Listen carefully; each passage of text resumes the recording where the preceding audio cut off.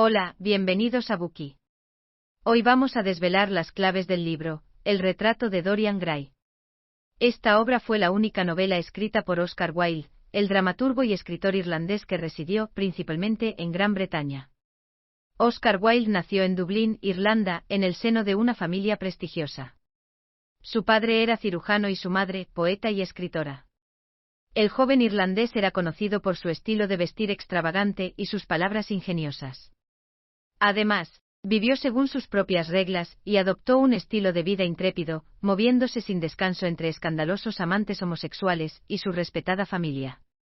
Finalmente, debido a su negativa a renegar de su homosexualidad, terminó en la cárcel. Voz pionera en el campo del esteticismo, a finales del siglo XIX, el afamado escritor se convirtió en el genio más inconformista de Inglaterra. Oscar Wilde creció en una sociedad británica, que se regía por estrictos códigos morales y éticos, por lo que todo lo que se decía y se hacía, estaba sujeto a duras restricciones. Por cierto, el arte y la literatura estaban sujetos a un escrutinio aún mayor. De tal forma, las ligeras desviaciones de las normas se consideraban perversas, poco ortodoxas e inaceptables. Para entenderlo mejor, hay que tomar en cuenta que en aquella época, la opinión predominante de la sociedad era que el valor de la literatura y las artes residía enteramente en su capacidad de afectar a los valores de las personas a través de sus pensamientos y emociones. En otras palabras, se creía que el arte influiría en el comportamiento de las personas. Por lo tanto, la literatura y las artes eran una herramienta de instrucción moral, consideradas de gran utilidad educativa. No obstante, Wilde sentía un profundo resentimiento hacia esta ética artística, porque consideraba que este tipo de obras aplastaba la imaginación del artista y destruía la belleza pura del arte. Es decir, violaba la esencia del arte. El retrato de Dorian Gray es precisamente una represalia contra esa visión utilitaria del arte. La novela cuenta la historia de un joven aristócrata, Dorian Gray, que tiene una apariencia atractiva y un corazón puro. Sin embargo, bajo la seducción de un hedonista, Lord Henry Wotton hace un pacto que consiste en entregar su alma a cambio de mantener eternamente la imagen joven que aparece en su retrato. Bendecido con una juventud sin consecuencias, Dorian Gray desciende a un abismo de pecado y maldad. A decir verdad, la publicación de la novela suscitó una gran controversia en Gran Bretaña, debido a su evocación de cuestiones morales. Inclusive el propio Wilde se mostró ambivalente, ya que nunca manifestó explícitamente su posición. De hecho, la clase literaria británica calificó la novela de cuento engendrado por la literatura leprosa de los decadentes franceses, un libro venenoso cuya atmósfera está cargada de los olores mefíticos de la putrefacción moral y espiritual, un estudio regodeado de la corrupción mental y física de una juventud fresca, bella y dorada. En consecuencia, a partir de entonces, la novela de Wilde fue considerada para siempre como una prueba de su deseo de atacar y dañar las costumbres sociales. De todos modos, en el prefacio de la novela, el escritor irlandés ofreció una réplica a la censura pública. Este escribió: "No existe un libro moral o inmoral. Los libros están bien o mal escritos. Eso es todo". Entonces, ¿qué tipo de historia se esconde en las páginas de este libro? ¿Y por qué ha provocado un debate tan encendido? A continuación, analizaremos esta obra en 3 partes. Primera parte: resumen de la trama. Segunda parte: análisis. Tercera parte: las perspectivas de Wilde sobre el arte. Primera parte: resumen de la trama. El empalagoso perfume de las rosas impregna el estudio de arte, aumentado por el aroma de las lilas que se cuela por las ventanas abiertas. Lord Henry Wotton descansa exuberante en el mullido diván. Admirando un retrato, pronuncia lánguidamente: "Es tu mejor obra, Basil, lo mejor que has hecho nunca".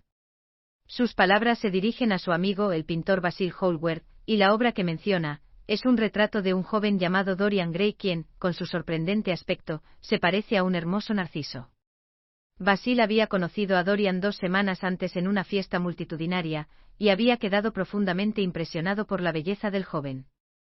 A partir de entonces se vieron todos los días porque, en palabras de Basil, Dorian era la esencia misma del arte y la belleza lo inspira a crear una forma de arte totalmente nueva. El enamoramiento de Basil por Dorian despierta el interés de Lord Henry. Sin embargo, creyendo que la naturaleza de Dorian es pura e inofensiva, el pintor no desea presentar a su joven modelo a Lord Henry, porque considera a Dorian tan impoluto como una hoja de papel en blanco.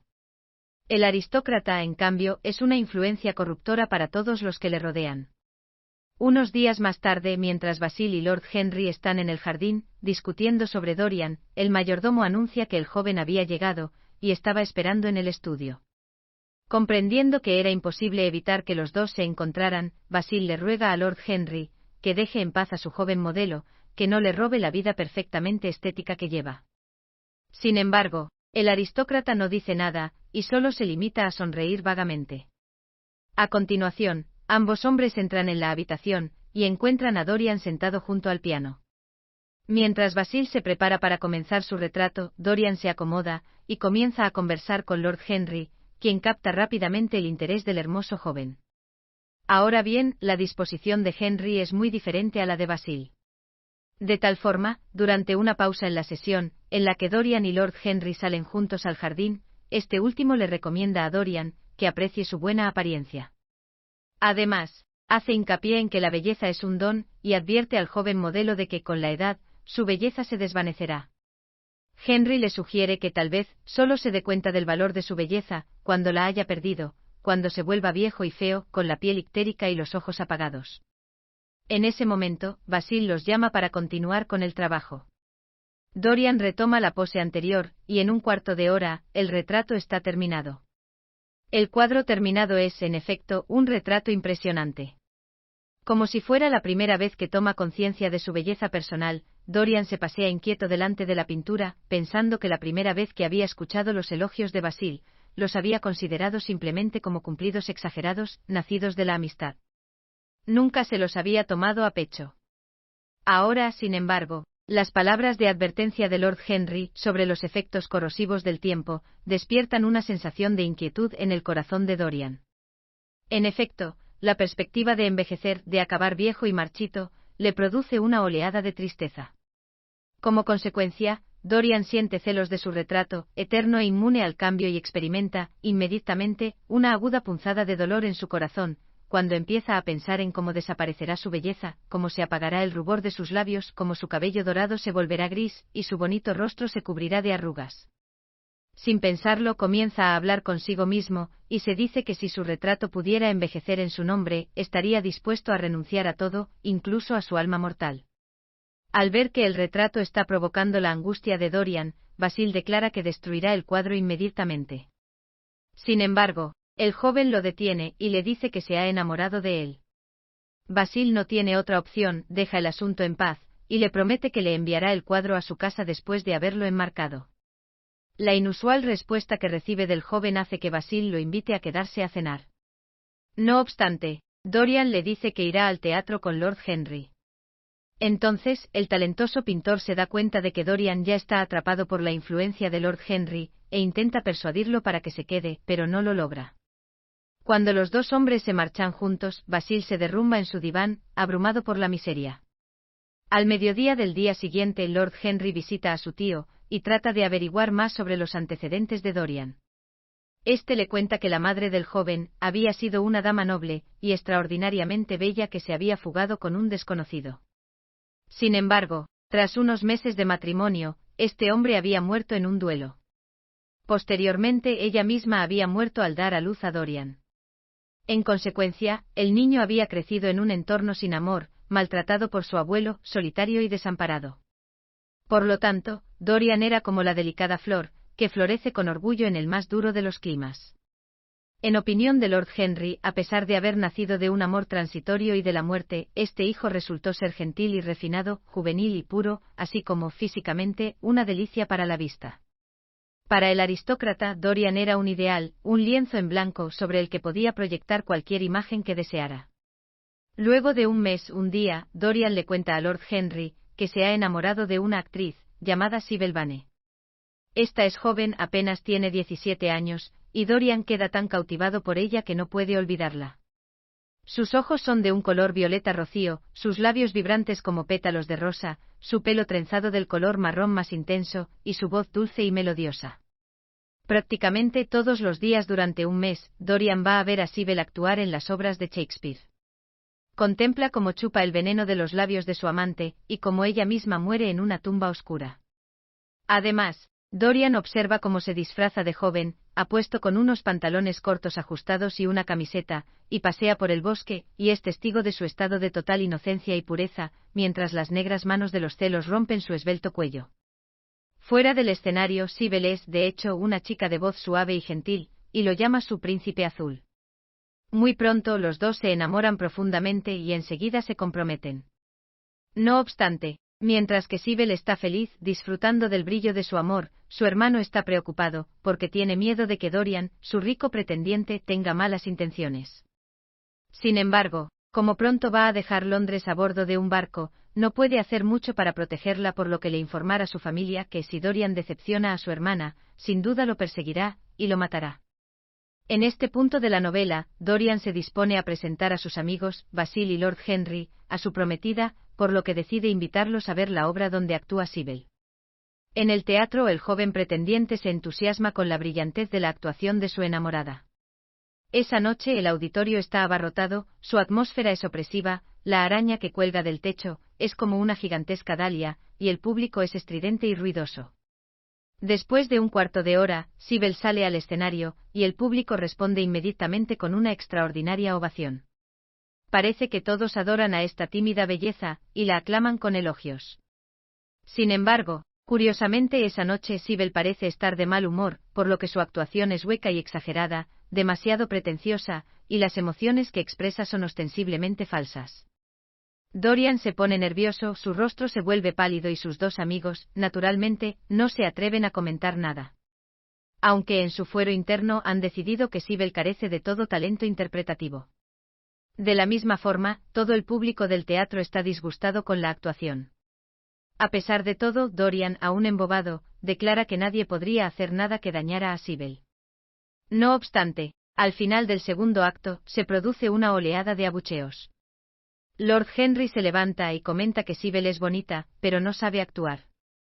Basil, por su parte, intenta calmar a Dorian sugiriendo que ella podría, de hecho, estar enferma, y que deberían volver a verla en otra función. A Dorian se le rompe el corazón. Después de que sus amigos se despiden, sigue observando el desarrollo de la desastrosa representación. En cuanto cae el telón, Dorian corre a los camerinos, y encuentra a Sybil, que tiene una mirada triunfal, cuando aparece ante él. Parece totalmente alegre. Sonriendo, le pregunta por su actuación. Asombrado, Dorian le responde que ha sido terrible. Sin embargo, Sybil no parece sorprendida.